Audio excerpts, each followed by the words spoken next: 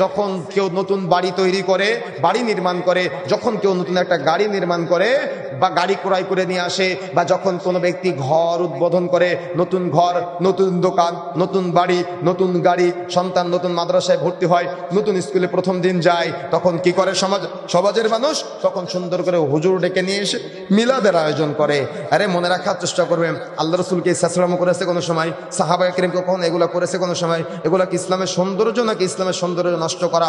এগুলা হলো ইসলামের সৌন্দর্য নষ্ট করা। ঘর বাড়ি নির্মাণের পরে, রাস্তাঘাট নির্মাণের পরে, ব্রিজ কালভার্ট নির্মাণের পরে, দোকানপাট নির্মাণের পরে, নতুন গাড়ি ক্রয় করার পরে, বা এরকম যতগুলি সমাজে আয়োজন আছে, এগুলার সময় যে মিলাদের আয়োজন করা হয়, এটা স্পষ্ট বিদআত। সাহাবায়ে কেরাম থেকে কোনো প্রমাণ পাওয়া যায় না। যেহেতু এটা ইবাদত মনে করে, এই জন্য ইবাদত করার আগে দলিল থাকা লাগবে। সাহাবায়ে কেরাম কখনো এগুলা করে নাই, আল্লাহ রাসূল কখনো এগুলা করে নাই।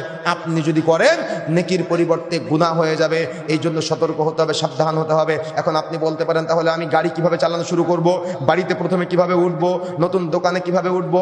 সহজ সিস্টেম, বিসমিল্লাহ বলে গাড়ি চালানো শুরু করবেন। সহজ সিস্টেম, বিসমিল্লাহ বলে নতুন বাড়িতে উঠে যাবেন। সহজ সিস্টেম, ডান পা দিয়ে বিসমিল্লাহ বলে আপনি আপনার নতুন দোকানের কাজ শুরু করবেন। আপনি সুদ খাবেন না, ঘুষ খাবেন না, ওজনে ফাঁকি দিবেন না, ওজনে কম দিবেন না, প্রতারণা করবেন না। এনাফ, মিলাদের প্রয়োজন নেই। কথা বুঝতে পেরেছেন? আমার কথা বোঝা যাচ্ছে? এখন আপনি হয়তো আজকে বলতেছেন, হুজুর আজকে শুধু বাদই দিতে বলতেছে আমাদের। তার মানে আমল যা হয় এতদিন করতাম, আজকে তো সব বাদ দিতেই বলে। আজকে তো কোনো ফজিলতের কথা বলতেছি না। জি, আপনি বাদ দিলেই নাকি পাবেন? কথা বুঝেন নাই?